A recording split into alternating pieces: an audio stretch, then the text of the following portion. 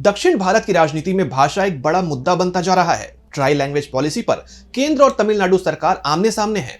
तमिलनाडु के CM MK. Stalin ने BJP को सीधे चैलेंज दे दिया है। उन्होंने केंद्र की सरकार पर दक्षिणी राज्यों पर हिंदी थोपने का आरोप लगाया है। लेकिन सवाल यह उठता है कि स्टालिन का यह चैलेंज बीजेपी के लिए कितना बड़ा सरदर्द बन सकता है। क्या यह मुद्दा देश की राजनीति को नया मोड़ देगा?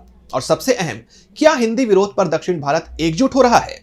देखिए इस विवाद की पूरी रिपोर्ट। त्रिभाषा फॉर्मूले को लेकर तमिलनाडु और केंद्र सरकार आमने सामने आ गई है। ट्राई लैंग्वेज विवाद के बीच तमिलनाडु के मुख्यमंत्री एम.के. स्टालिन ने बीजेपी को खुली चुनौती दे दी है।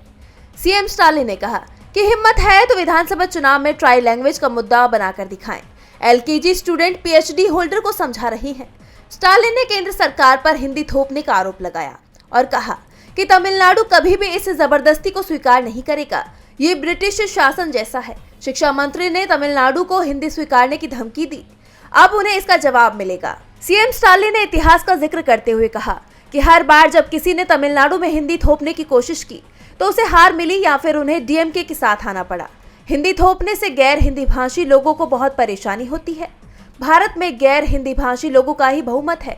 सरकारी योजनाओं, पुरस्कारों और केंद्र सरकार की संस्थाओं तक में हिंदी को थोपा जा रहा है।